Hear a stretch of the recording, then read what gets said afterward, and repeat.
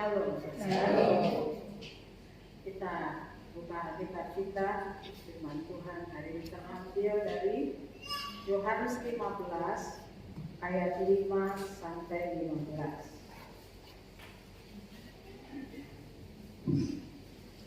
Jika sudah mendapat, mari kita bangkit berdiri. Kita membacanya berganti-gantian, dimulai dari saya, kemudian saudara sekalian, dan kemudian di ayat 15 kita membacanya bersama-sama.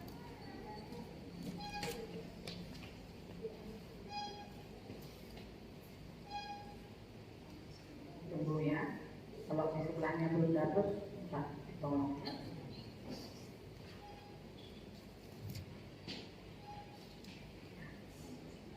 Sudah, demikianlah firman Tuhan.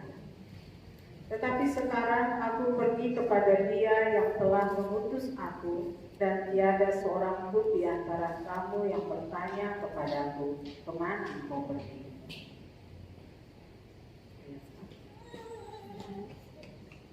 Ayat 6. Hah? Oh, bentar. Kok saya bisa salah? Maaf saudara, ini lah kalau sudah berjalan dua. Kalau saya baca berkali-kali, antara bukan ayatnya, jari yang mengerti.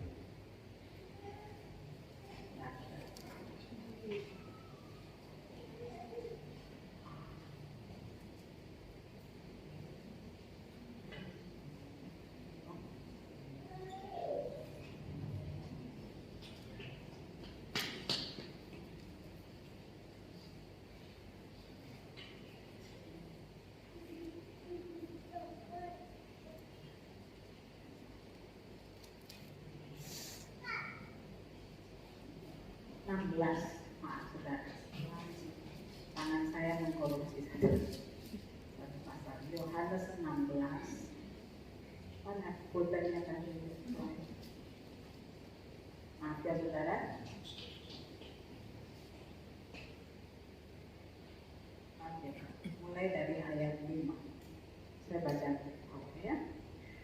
Demikian firman Tuhan. Tetapi sekarang aku pergi kepada Dia yang telah mengutus aku, dan tiada seorang pun di antara kamu yang bertanya kepadaku, kemana engkau pergi?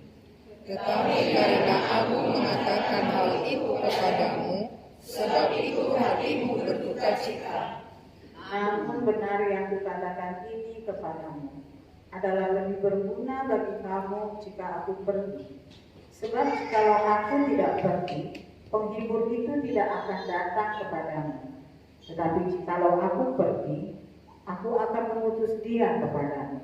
Dan kalau Dia datang, Ia akan menyesatkan dia akan dosa, kebenaran dan penghakiman. Akan dosa karena mereka tetap tidak percaya kepadaku. Akan kebenaran karena aku pergi kepada Bapa dan kamu tidak melihat aku lagi. Akan penghakiman karena penguasa dunia ini telah dihukum. Masih banyak hal yang harus kukatakan kepadamu, tetapi sekarang kamu belum dapat menanggungnya. Tetapi apabila Ia datang, yaitu Roh kebenaran, Ia akan memimpin kamu ke dalam seluruh kebenaran. Sebab Ia tidak akan berkata-kata dari dirinya sendiri, tetapi segala sesuatu yang didengarnya, itulah yang akan dikatakannya, dan Ia akan memberitakan kepadamu hal-hal yang akan datang. Ia akan memuliakan aku, sebab Ia akan memberitakan kepadamu apa yang diterimanya daripadaku. Sama-sama. Segala sesuatu yang Bapa punya adalah aku punya. Sebab itu aku berkata, Ia akan memberitakan kepadamu apa yang diterimanya daripadaku. Amin. Dan saudara yang kasih Tuhan, saudara, hari ini kita memperingati kenaikan Tuhan Yesus ke surga. Dan sebelum Ia naik, Ia telah memberitahukan perkara ini kepada murid-muridnya. Dan Tuhan juga telah memperlengkapi murid-muridnya dengan firman tentang apa yang akan mereka alami, yaitu ketika Tuhan Yesus pergi, Tuhan Yesus akan mengutus Roh Kudus yang akan menyertai mereka sampai kepada kesudahan zaman. Saudara, firman Tuhan hari ini berkata, yaitu Tuhan Yesus berkata, namun benar yang kukatakan ini adalah lebih berguna bagi kamu jika aku pergi. Sebab kalau aku tidak pergi, penghibur itu tidak akan datang. Tetapi jikalau aku pergi, aku akan mengutus dia kepadamu. Saudara yang dikasihi oleh Tuhan, Roh Kudus disebut juga roh kebenaran. Diutus Tuhan Yesus untuk memimpin seluruh umatnya, seluruh orang percaya, seluruh murid-murid Tuhan untuk hidup dalam kebenaran.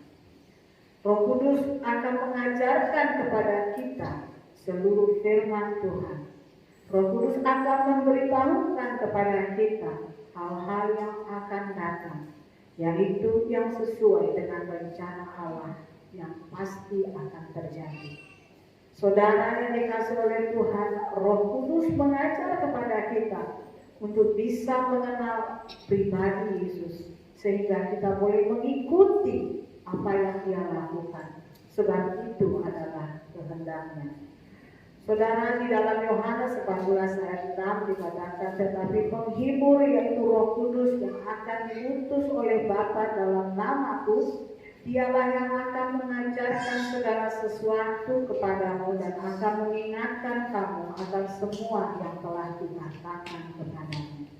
Jadi ingatlah, saudara yang dikasihi oleh Tuhan, kita tidak akan pernah bisa mengerti firman Allah, dan kita tidak akan bisa menjadi berbadan dengan firman Tuhan jika kita tidak dipimpin, jika kita tidak diajar oleh Roh Kudus.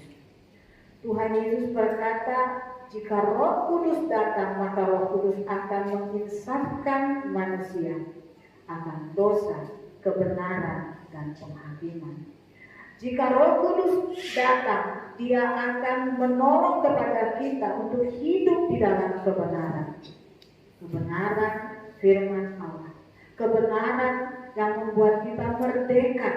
Merdeka untuk tidak lagi melakukan dosa. Untuk tidak lagi terikat kepada segala yang akan membawa kepada kebinasaan. Itulah Roh Kudus. Oleh sebab itu di bagian lain dikatakan, Roh Kudus adalah jaminan bagi kita untuk menerima semuanya apa yang sudah ditetapkan Allah bagi kita, terutama hidup yang kekal. Dosa adalah pemberontakan kepada Allah. Roh Kudus datang untuk menginsafkan manusia akan dosa.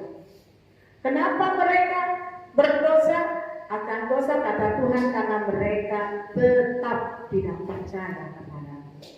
Kata tetap ini menunjukkan adalah orang-orang yang telah mengenal Injil, orang-orang yang mendengar tentang Tuhan Yesus, orang-orang yang mengetahui jalan keselamatan, namun mereka tetap memberontak.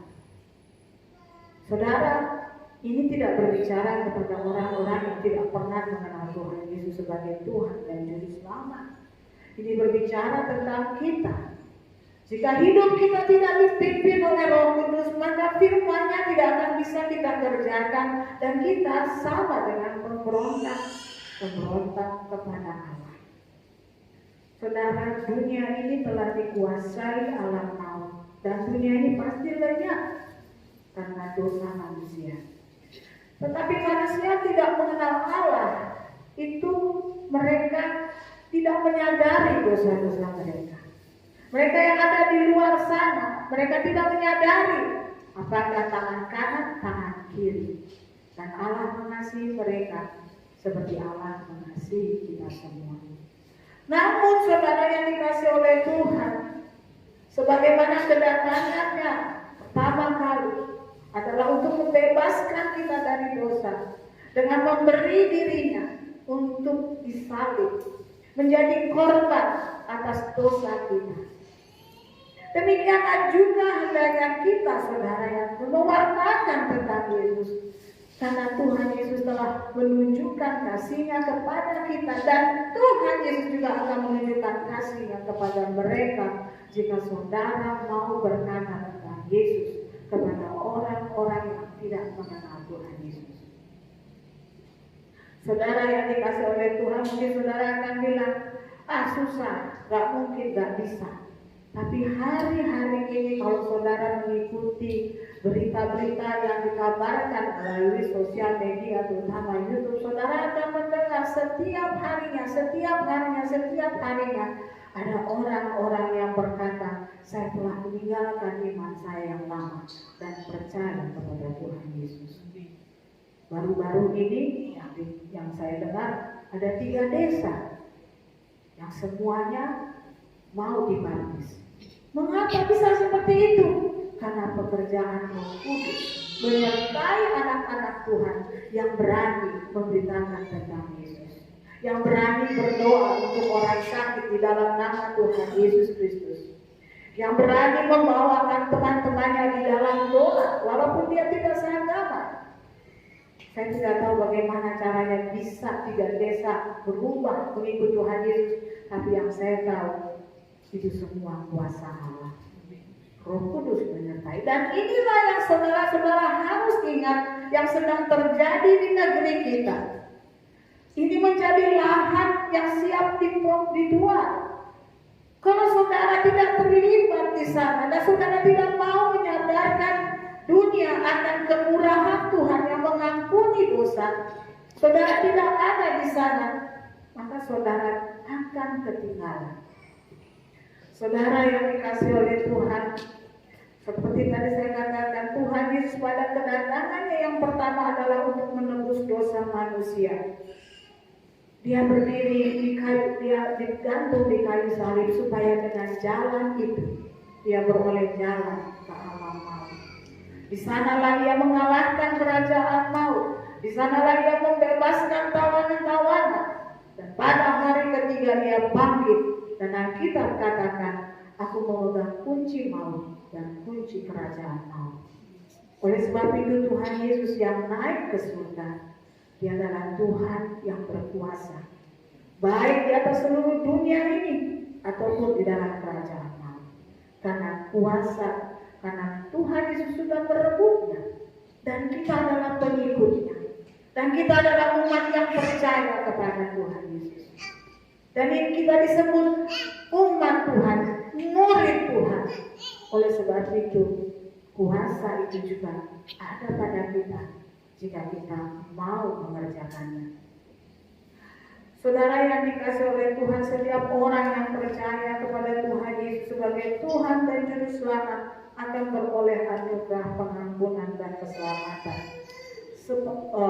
serta janji untuk menerima hidup yang kekal. Oleh sebab itu, terlebih untuk setiap orang percaya, Roh Kudus mengisahkan kita akan dosa agar kita senantiasa percaya kepada Tuhan Yesus dan tidak mau lagi tinggal dalam dosa. Orang yang percaya kepada Tuhan Yesus harus menunjukkan pertumbuhan rohani, pertumbuhan iman ke arah Kristus. Orang yang percaya kepada Tuhan Yesus setiap hari kita boleh melihat bahwa hidupnya diubah oleh kuasa Roh Kudus. Setiap hari kita boleh melihat orang itu memiliki hikmat dari Tuhan. Hidup di dalam kebenaran, hidup di dalam kekudusan. Ini yang harus terjadi bagi setiap orang Kristen. Ini yang harus terjadi bagi hidup saya, bagi hidup saudara.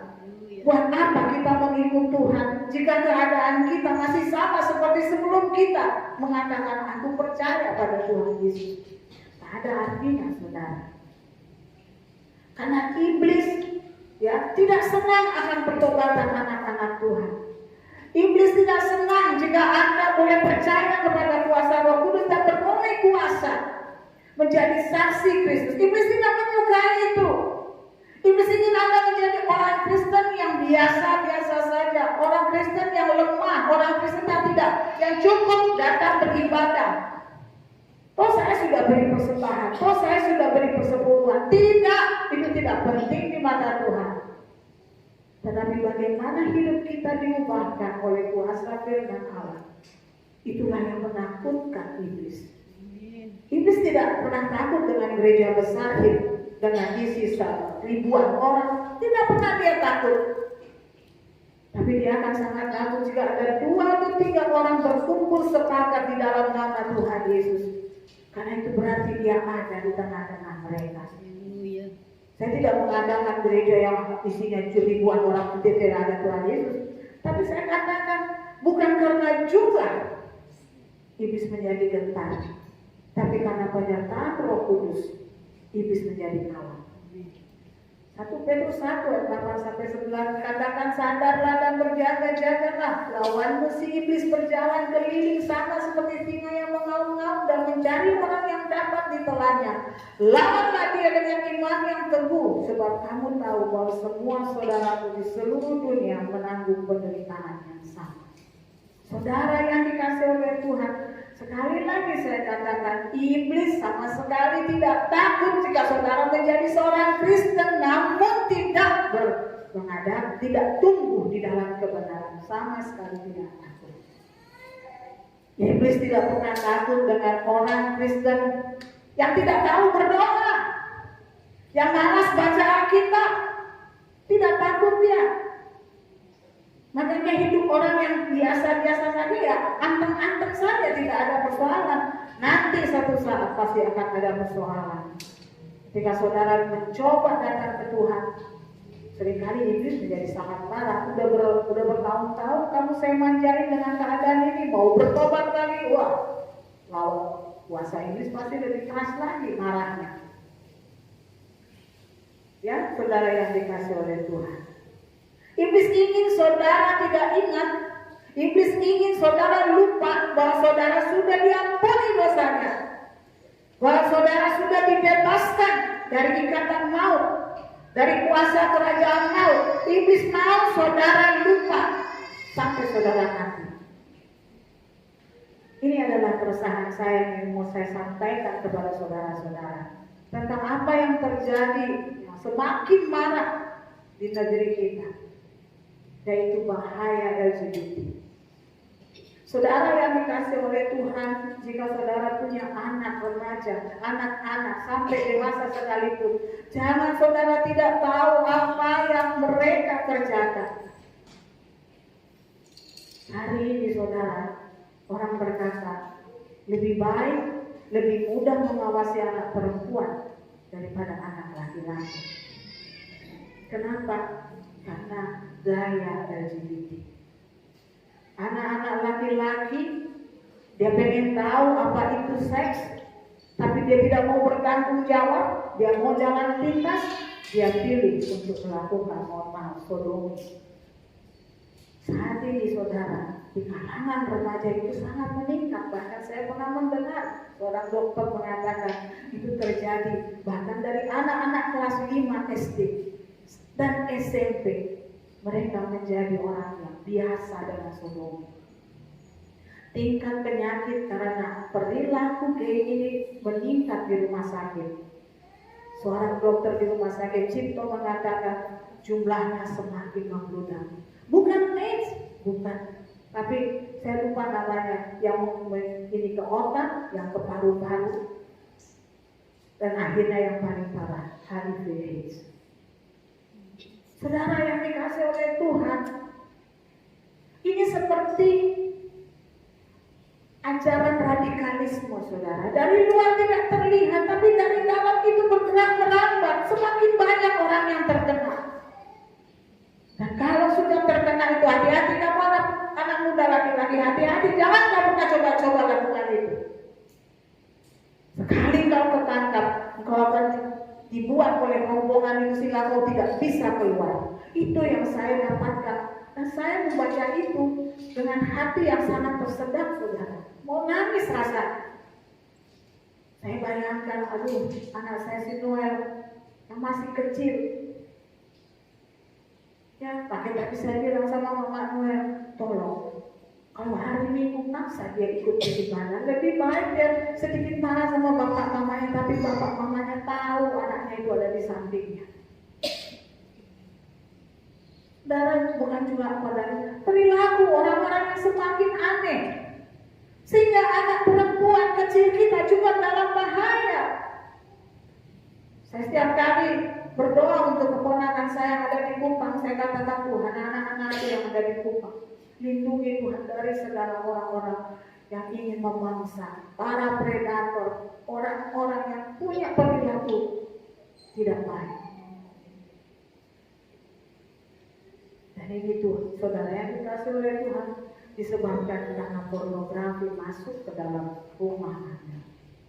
Awas, anak remaja, anak muda, bapak, ibu, siapa saja, saya harus ingatkan. Jangan kau suka buka pornografi. Mungkin kau pikir anakmu tidak tahu, tidak. Saya katakan yang namanya pornografi, film-film yang tidak senonoh itu, namanya saja sudah pornea. Dalam bahasa Indonesianya percabulan. Saudara keranjingan itu, saudara tidak bisa lepas itu. Saudara tidak bisa lepas dari perilaku penyimpangan, menyimpang. Awas. Firman Tuhan dikatakan percabulan, kenajisan, hawa nafsu, nafsu jahat, juga keserakahan itu sama dengan yang dinamakan penyembahan berhala. Jika saudara melakukan itu, saudara sudah menjadi seorang penyembah berhala. Bukan penyembah patung, tapi siapa yang ada di balik patung itu? Itulah iblis. Hiduplah kudus, karena Tuhan memanggil kita bukan untuk melakukan apa yang cemar, tapi apa yang kudus. Seringkali engkau tidak bisa bertahan, kepingin tahu anak remaja, anak muda, waneno, pengen buka, mudah katanya diakses. Bapak-bapak, saya kan udah kawin, gak masalah. Dulu ada seorang pendeta, berani dia berkorban, ditanya sama jemaatnya, "Om, boleh nggak kalau udah menikah membuka situs porno?" Ya kalau sudah membuka, sudah menikah, ya boleh saja sebagai pengetahuan. Anak kita cerita ke saya, terus di mana ya pendeta? Dia gue gampar dulu. Kok ngomong seperti itu? Apa memang yang di dalam film porno itu yang dilihatnya? Itu rahasia suami istri. Terus kita lihat, kita nonton. Awas saudara. Pornografi katanya itu membuat otak lebih parah sakitnya daripada narkoba. Cari sendiri di Google dah. Dari mana? Saya bukan ngada-ngada, itu dokter sendiri yang mengatakan. Orang yang sudah terikat. Dan kalau sudah disampaikan, saudara tahu sebagai orang Kristen tubuhmu adalah bait Roh Kudus. Saudara tetap keranjingan, anak-anak saudara tidak tahu apa akibatnya. Mungkin anak saudara tidak melihat, tapi anak-anak saudara telah akan meneladani itu. Apalagi yang ada di sekitar Tanah Tinggi, saudara tahu ini the world record of aborsi. Di mana-mana klinik aborsi sekarang sudah tidak terang-terangan. Di sebelah ibu rumah dekat rumah Ibu Chandra masih ada nggak tuh? Yang kemarin ketangkep itu. Ketika itu peristiwa heboh, saudara yang dikasih oleh Tuhan, ada berapa ribu janin di got, ya di sebuah klinik aborsi. Besoknya beritanya berganti, polisi yang nangkep itu seorang wanita, orang Ambon, dipindah tugaskan. Dikasih penghargaan ke polisi, ya, tapi dipindah tugaskan dan tidak dapat tugas apa-apa. Miris, saudara. Ini kita tinggal di daerah yang sepertinya tidak ada beda dengan Sodom dan Gomora. Hamba-hamba Tuhan yang tahu daerah ini ditanya sama saya, kenapa kau mau melayani di sana? Itu daerah rusak. Saya nggak bisa jawab karena memang itu ini daerah rusak. Begitu rusaknya sehingga narkoba pun dikira permen. Satu kali kami mengadakan PPH anak anak PPA kami datang membawa sekantong. Ini apa? Untungnya ada guru yang mengenali, kenapa kamu bawa ini? Ekstasi saudara, satu kantong, ada warna biru, ada warna merah, ada warna kuning, warna-warni, gambar hati. Ada di kulkas papa saya. Wah, saudara mau bilang saudara nggak tahu kejahatan di sekitar rumah ibadah kita? Jangan menghina. Saudara tahu, sangat mudah. Oleh sebab itu hiduplah kudus, saudara. Roh Kudus mengisahkan kita akan dosa. Artinya dia akan kasih tahu juga kepada kita, jangan lakukan ini, Tuhan tidak berkenan. Dan kalau sudah Tuhan ingatkan berkali-kali saudara tidak mau bertobat, akan ada saat-saatnya saudara, hati saudara menjadi keras dan tidak mungkin lagi saudara bisa bertobat. Jika Roh Kudus datang, Ia akan mengisahkan manusia akan dosa karena mereka tidak percaya kepada Tuhan Yesus. Orang yang berkali-kali diingatkan akan kebenaran, akan apa yang berkenan kepada Tuhan, namun saudara tidak bisa mau tunduk, tidak mau taat, itu sama artinya saudara tidak percaya kepada Tuhan Yesus. Bagaimanapun saudara rajin beribadah, bagaimanapun rajin saudara melayani, jika saudara ketika Tuhan tunjukkan dosamu, saudara tidak mau bertobat, ada satu saat tertutup pintu. Bukan karena Tuhan tidak mengasihimu, tetapi karena engkau tidak mengasihi dirimu sendiri. Saudara yang dikasihi oleh Tuhan, kita mengingatkan jika di dalam 2 Petrus 2 dikatakan, sebab jika mereka oleh pengenalan mereka akan Tuhan dan Juru Selamat kita Tuhan Yesus Kristus telah melepaskan diri dari kecemaran dunia, tetapi terlibat lagi di dalamnya, maka akhirnya keadaan mereka lebih buruk daripada yang semula. Oleh sebab itu jangan heran saudara jika saudara sering mendengar orang Kristen rumah tangganya hancur. Jangan heran jika saudara mendengar ada hamba Tuhan yang anak-anaknya terlibat narkoba, yang berbuat tindakan cemar yang memalukan. Jangan heran saudara jika ada orang Kristen yang berselingkuh, bercerai. Jangan heran saudara. Itu semua, apakah dia hamba Tuhan, apakah dia umat Tuhan, gak ada beda. Yang Tuhan ingin adalah peringatan-peringatan Tuhan harus kita pegang. Jangan kita abaikan. Dan Roh Kudus itulah yang akan menolong kita sehingga kita bisa meninggalkan semua yang masih tidak berkenan kepada Tuhan. Terutama saudara, saya katakan anak-anak muda, jangan bercanda dengan hidupmu. Jangan kau main-main dengan kesucianmu. Sebab buah yang kau tanam itu tidak langsung kau nikmati. Seringkali itu akan berakibat di dalam rumah tangga. Ya saudara yang dikasihi oleh Tuhan, jangan berpikir saudara, oh firman Tuhan katakan jika kita mengaku dosa kita maka Tuhan pasti akan mengabulkan. Ya, katakan Tuhan mengabulkan. Tetapi saudara juga harus ingat bahwa setiap dosa ada konsekuensinya. Sebab iblis itu si pendakwa, iblis tidak akan merasa adil. Ini kok sudah berbuat dosa diampuni, tidak lagi menerima konsekuensinya. Saya sudah berapa kali bilang saya paling gak suka ada seorang bekas dukun berkata, waktu saya belum bertobat, saya mensantet orang, si orang itu mati, saya bunuh orang dari jarak jauh dan sekarang puji Tuhan sudah selamatkan. Pertanyaan saya, kalau dia mengaku sudah membunuh orang, kenapa dia gak dipenjara? Karena ada hukum di Indonesia. Jelas dia pergi ke penjara enggak. Saya nggak mau dengar dia lagi, saya nggak suka. Demikian juga setiap apa yang kau kerjakan, dosa yang kau kerjakan, jangan kau kira karena sudah diampuni, dan saudara karena sudah diampuni, saudara tidak akan menerima konsekuensi apa-apa. Tidak. Apalagi jika saudara disadarkan akan dosa. Jika saudara diinsafkan akan dosa oleh Roh Kudus dan saudara melakukan konsekuensinya, pertama keadaan saudara lebih buruk. Dan yang kedua, iblis akan berkuasa mendapat celah untuk merusak rumah tanggamu, untuk merusak dagangmu, untuk merusak apa saja di dalam kehidupanmu, sehingga engkau semakin hari semakin merasa berat.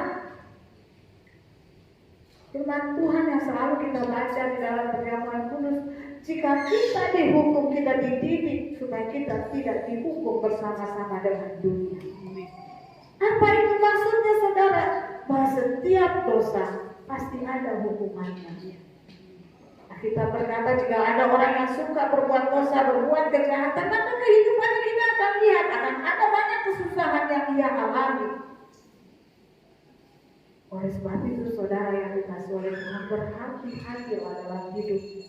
Engkau sudah mengenal Tuhan, engkau sudah mendengar firman, ada kebenaran padamu. Namun jika engkau mengabaikan itu,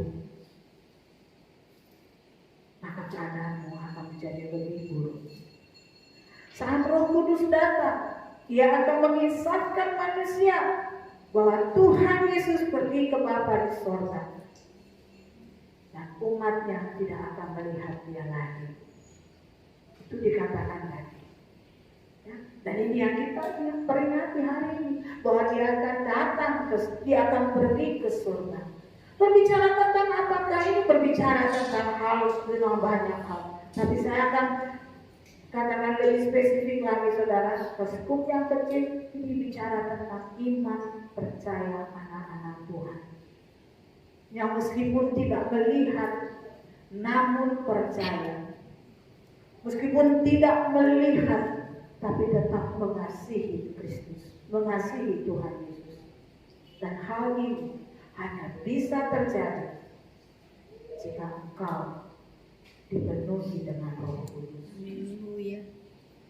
Roh Kuduslah yang akan mengingatkan saudara, Dia sudah pergi ke surga.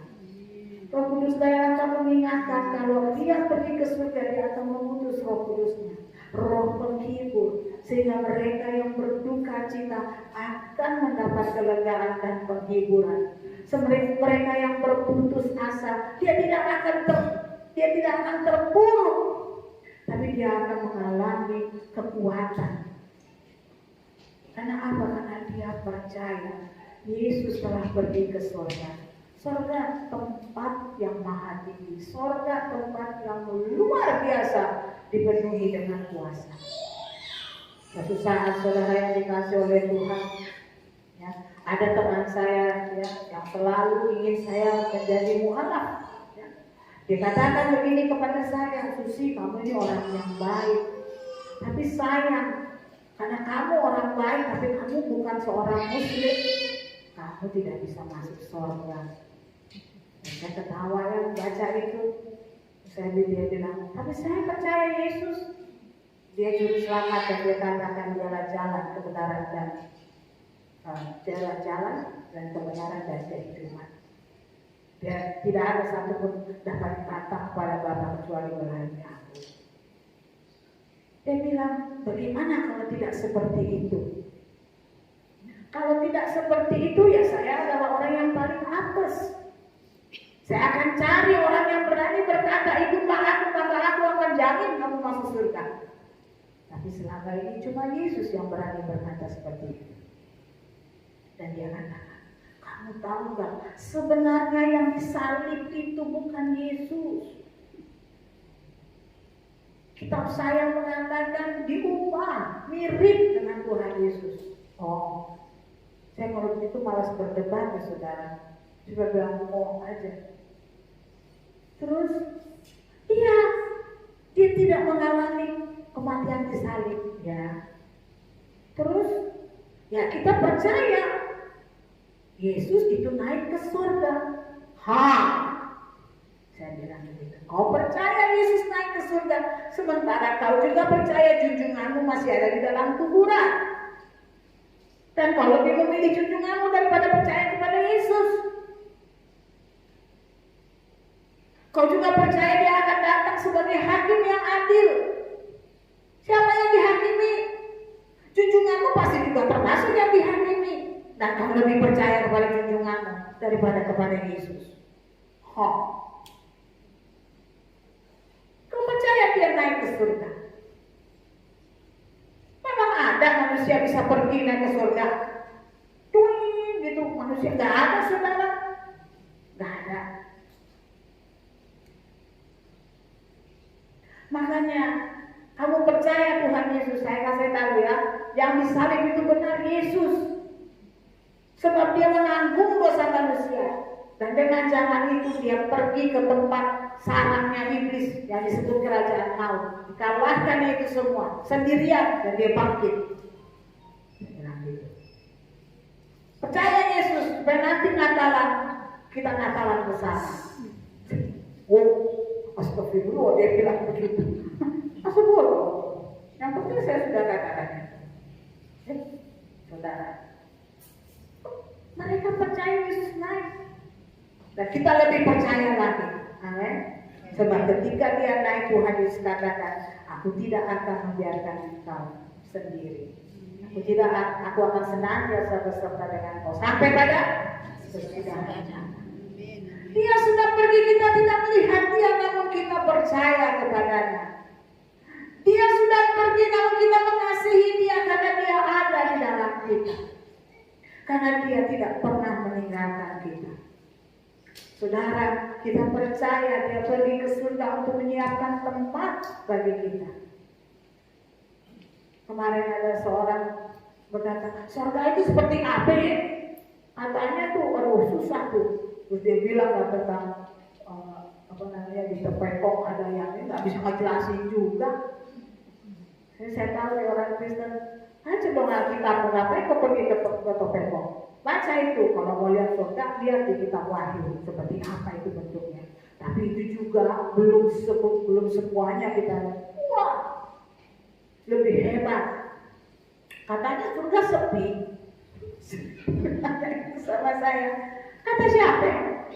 Ada tuh pendeta. Dia bisa pegang orang, bisa sakit apa dia disembuhin. Saya bingung ya kalau kayak gini, gitu. Sepi katanya. Surga sudah. Nggak tahu ah.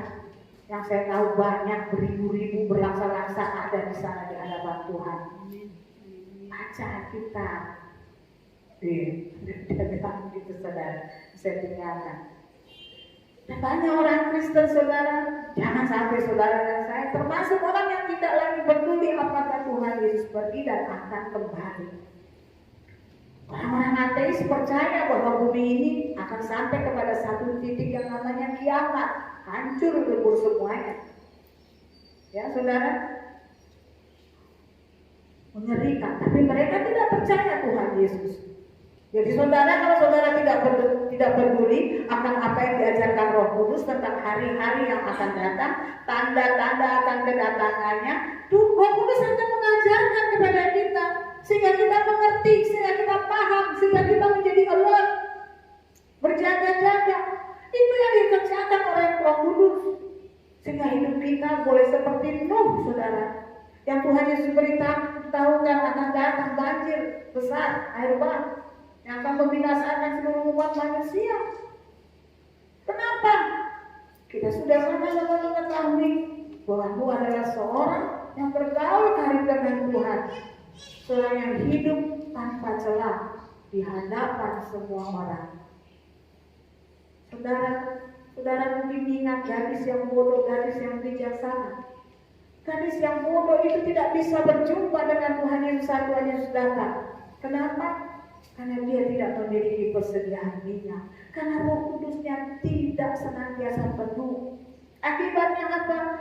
Pelikanya hampir padam dan akhirnya padam. Itu artinya apa? Dia kembali kepada kegelapan. Kegelapan menguasai dia. Sebabnya dia ketinggalan. Sangat menyedihkan. Justru itu dialami oleh orang-orang yang sebentar lagi Tuhan Yesus akan datang.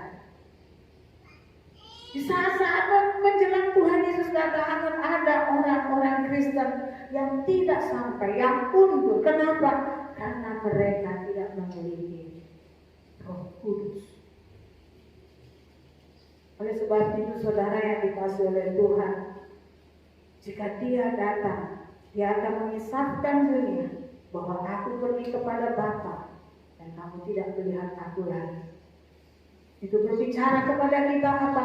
Pelihara iman sampai akhir. Jangan menjadi orang-orang yang undur. Jangan, Tuhan tidak berkenan daripada orang-orang yang mundur, tapi pelihara iman sampai akhir. Karena Tuhan Yesus berkata, jika anak manusia datang, adakah dia melihat iman di bumi?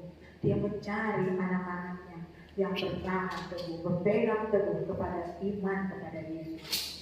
Yang senantiasa mau dididik, mau dipimpin di dalam kebenaran, hidup kudus, hidup suci, tanpa celah di hadapan semua orang. Dan yang ketiga, jika Roh Kudus datang, ia akan mengisahkan manusia akan penghakiman, yaitu bahwa penguasa dunia ini telah dihukum. Saudara yang dikasihi oleh Tuhan, bayangkanlah kalau saudara membayangkan ada peperangan yang terjadi antara dua kerajaan. Yang pertama adalah kerajaan Allah, yang kedua adalah kerajaan maut, dan di tengah-tengahnya ada manusia di bumi. Manusia karena jatuh ke dalam dosa, manusia itu terikat kepada kerajaan maut. Jika mereka tidak mati, jika mereka meninggal, mereka akan diseret ke dalam kerajaan maut. Mereka tidak punya tempat untuk naik ke kerajaan surga. Begitu karena manusia jatuh, maka seluruh keturunannya juga ada di dalam dosa.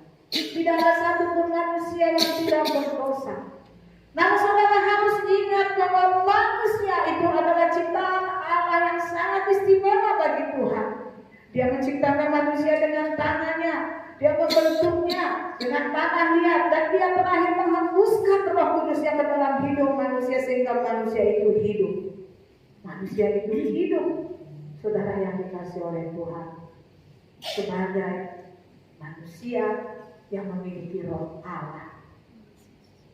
Itu sebabnya Tuhan tidak rela jika manusia yang dikasihinya, manusia yang dicintainya, manusia yang diciptakannya dengan rupa dia, dengan imajinasi dia, dengan citra dia, ketika mereka mati, mereka langsung masuk ke dalam kerajaan maut. Dan itulah sebabnya Yesus datang. Yesus datang, iblis sangat takut ketika Yesus datang. Pernah satu kali ada seorang yang merasukan 2000 iblis, yaitu legion. Begitu melihat Yesus dari jauh, dia berlari dan dia tersungkur. Mau apa kau daripada kami? Waktu kami belum tiba. Iblis mengenal siapa Yesus dan mereka ketakutan. Satu Tuhan Yesus lawan 2000 iblis. 2000 iblis ketakutan. Dan 2000 iblis minta, boleh nggak kami pergi ke babi? Ya sudah, karena memang belum saatnya. Diizinkannya iblis itu masuk ke dalam babi, mati. Itu kuasa Tuhan Yesus. Dan ketika Tuhan Yesus datang, dia panggil 12 muridnya, diberinya kuasa dan katakan pergi kepada semua orang, pergi, kerajaan sorga sudah dekat, bertobatlah. Dan setelah 12 murid itu, 70 orang murid Yesus diutus lagi untuk pergi, diberinya kuasa. Dan apa kata mereka ketika mereka kembali kepada Tuhan Yesus? Tuhan, bahkan setan-setan pun tunduk kepada kami oleh karena nama-Mu. Karena memang iblis takut sekali kepada Tuhan Yesus. Itu sebabnya iblis berulah ketika Tuhan Yesus datang. Pertama kali dia berusaha menghasut banyak orang dan berhasil satu orang yang namanya Yudas. Orang-orang yang pemimpin agama yang menolak Tuhan Yesus menggunakan Yudas, dan kita sudah tahu ceritanya. Iblis gembira, saudara. Iblis merasa dia menang. Dia lihat kegelapan dari jam 12 sampai jam 3. Wah, ini tandanya kita sudah taklukkan anak Allah. Dan ketika Tuhan Yesus mengatakan, sudah selesai, Bapa, ke dalam tanganmu kuserahkan nyawamu. Dan dia mati. Tidak tahu tadi sudah saya bilang, dia dapat ke dunia orang mati, ke kerajaan maut, ke dalam lautan. Dia berperang sendirian. Dalam kerajaan maut itu juga ada tingkat-tingkatannya, panglima perangnya, tentaranya dan sebagainya lah. Saya nggak ngerti soal itu. Tapi dia datang sendirian dan iblis keok. Seperti nyanyian anak sekolah minggu, markas iblis dihancurkan. Demikianlah yang terjadi ketika Yesus pergi dengan jalan kematiannya ke dalam kerajaan maut. Dan hari ketika dia bangkit, dia bawa kunci maut dan kerajaan maut. Dan sejak saat itu dikatakan penguasa dunia sudah dihukum. Haleluya.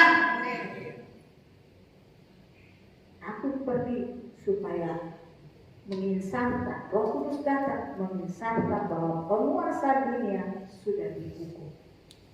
Saudara, dunia itu bukan bicara tentang bumi. Dunia itu bicara tentang nyawa, tentang manusia yang Tuhan Yesus ciptakan dan Tuhan Yesus kasihi.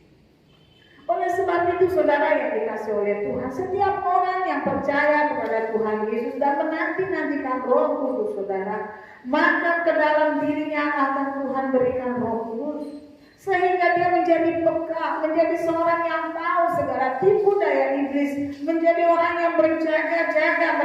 Dia tahu betul bahwa iblis sedang mencobai dia, iblis sedang mengerjai dia. Bahkan oleh kuasa yang Tuhan berikan, Tuhan memberi kuasa untuk mengalahkan iblis. Karena demikian kita diutus.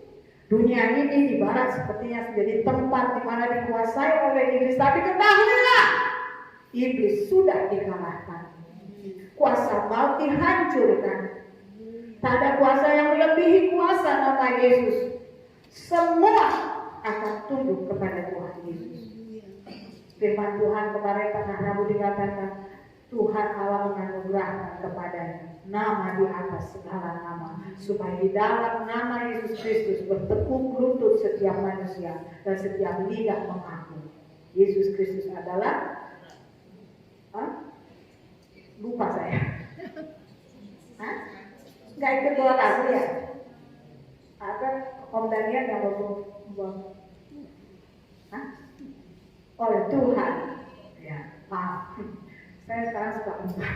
Ya, itulah nama di atas segala nama.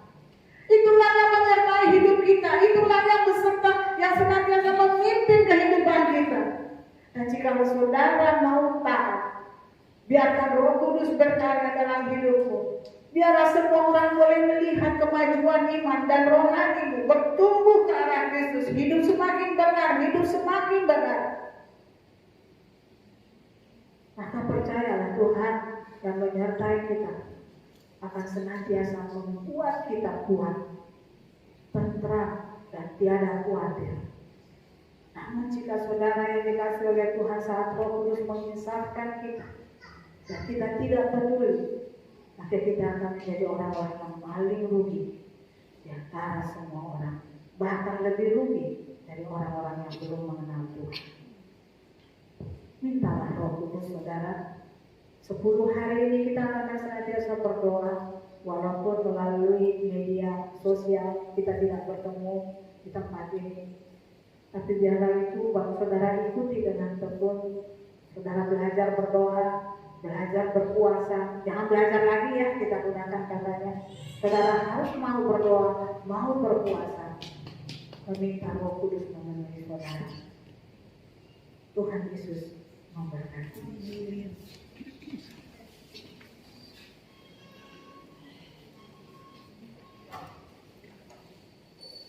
Kita angkat pujian Oh Bapa yang mengasihi itu. Kita akan masuk dalam perjamuan kudus. Kita ada yang belum menerima perjamuan kudus. Kak Helen, tolong bantu.